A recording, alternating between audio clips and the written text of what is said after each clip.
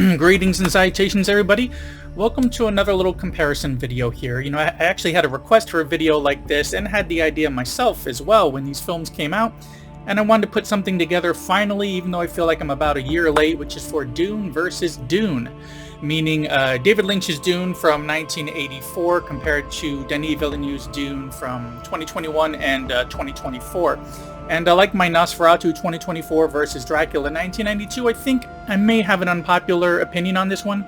So to start, this is not going to be a Dune on film versus Dune from the books kind of comparison, as it's been way too long since I read the original Dune for me to remember many of the specific differences. Other than that, I remember there were many, and there were a few that stuck out that I may bring up.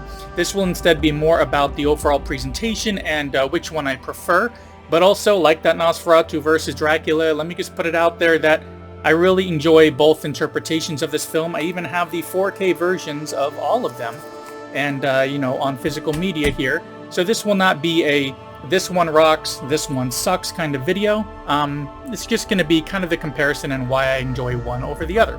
So let's go chronological here first to 1984 with Dune from filmmaker David Lynch, who also wrote the screenplay based off Frank Herbert's book from 1965.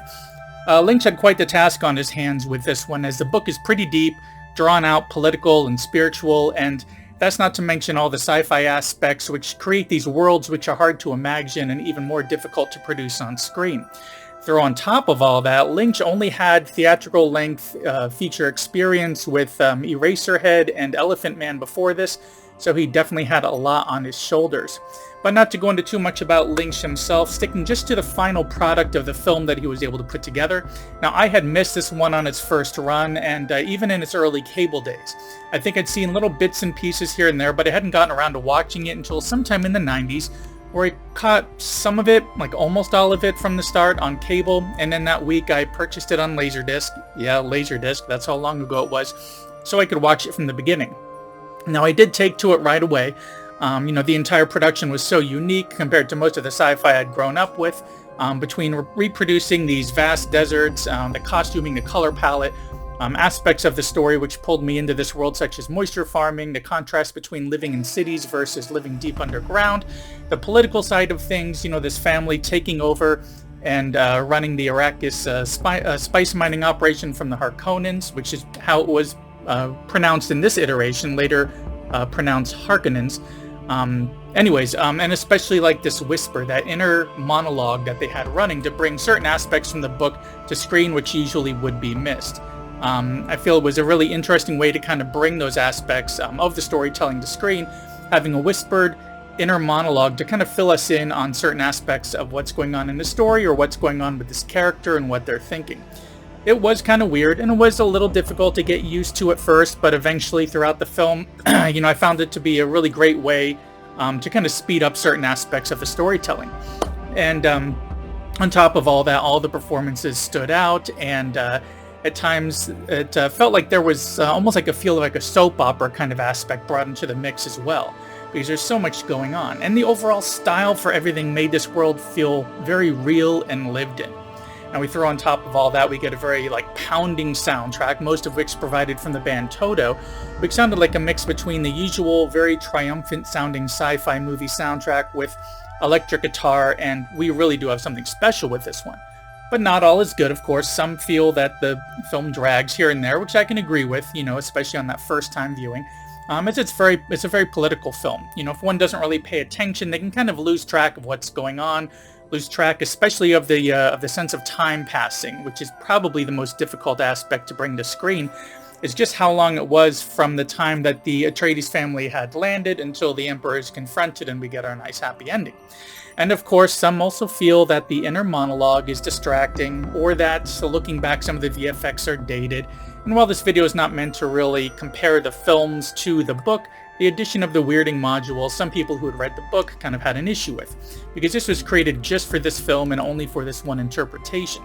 So, the weirding module, of course, being used as like a more direct way to reference the weirding way, rather than leaning more on it being a style of fighting as far as how it was able to help the situation for the Fremen, like it is in the book or later films, giving it a direct tangible prop, a sonic weapon which kind of replaces some of the combat aspects of the Weirding Way, leaving what's left to the more close combat, vocal manipulation, and so on.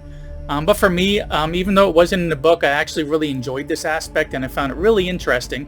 And looking back on, knowing about Lynch's use of transcendental meditation, of which there is a mantra which is chanted, I see this as kind of like an offshoot of that maybe that's where some of his inspiration was, being able to use a word or mantra to drive that device. And that drive, using the name Muad'Dib like a battle cry, was a way to kind of have that name resonate throughout the region as everything in Arrakis is breaking down. But yeah, it strays from the book a lot. It chops things up, several aspects, but ultimately all those rearrangements and changes were a way to kind of better adjust for and kind of like fit this into the film format. So in and of itself, not doing too much comparing to the source material, it really works.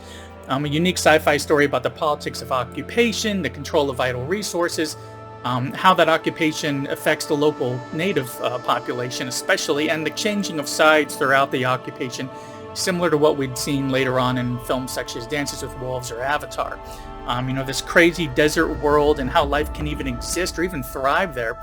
Religious aspects all throughout, sandworms, weirding modules, the weirding voice, spice and its effects on people, as well as how it's a resource that is needed for interstellar travel. There's so much going on here, and it is a lot of fun, but it's all also having to be shoved into a 2-hour and 14-minute runtime.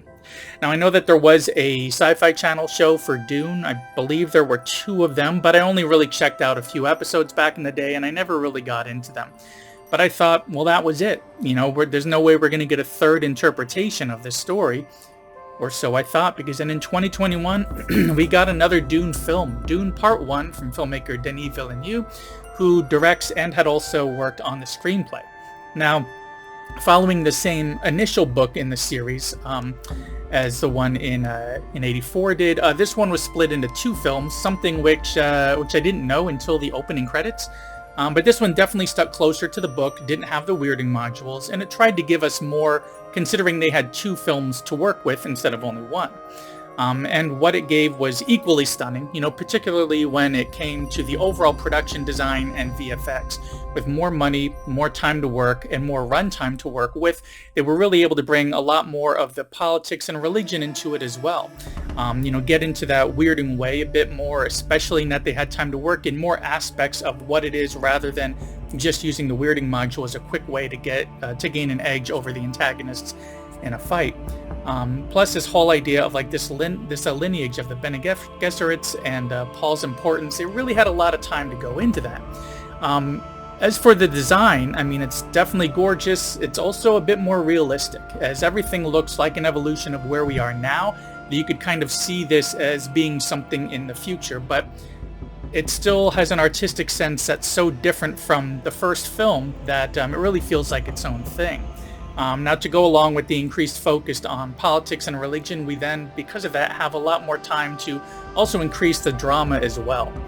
And while it ultimately worked out that they were able to make enough money on the first one to greenlight a sequel, it definitely took too long. We got half the story with a running time of 2 hours and 35 minutes, ending after the coup when our survivors are heading into the sanctuary of the Fremen.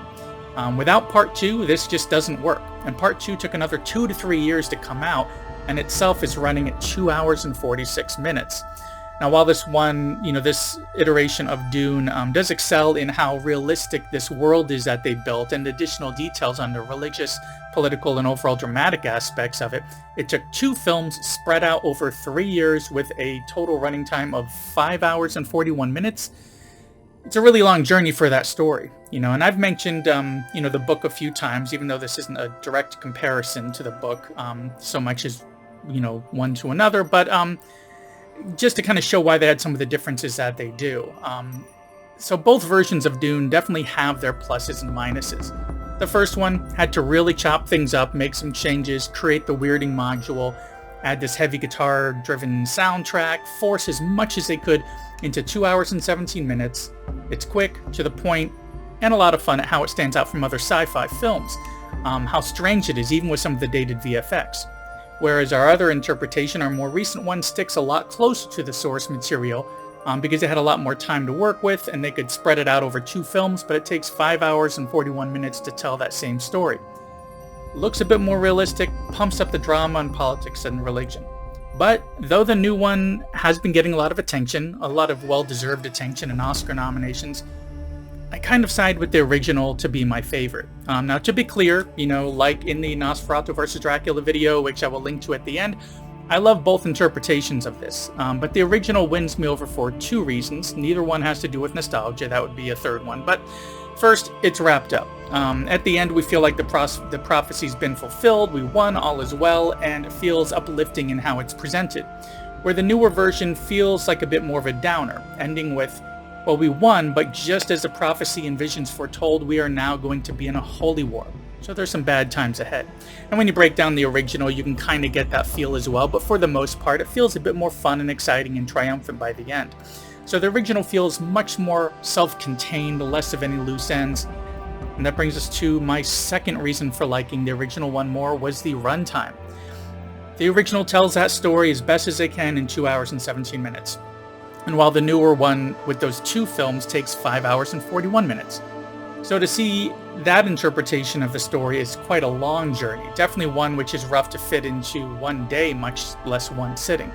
I feel this way about books versus movies sometimes. Even when my reading habits were much better and I was going through 20 or 30 books a year, I often liked film adaptations simply because despite any changes that they needed to fit this into a film, I could experience that story in about 2 hours. And I feel the same way about the 2 theatrical versions of Dune.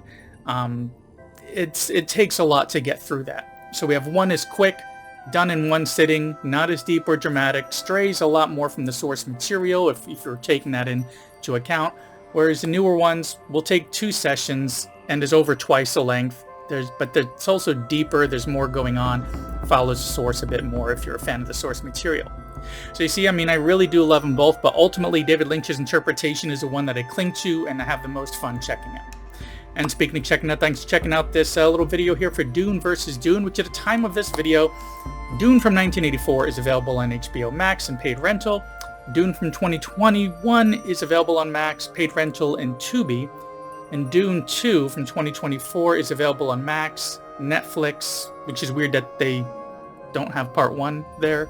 However that works out anyways, and paid rental if interested in either checking them out for the first time or revisiting them.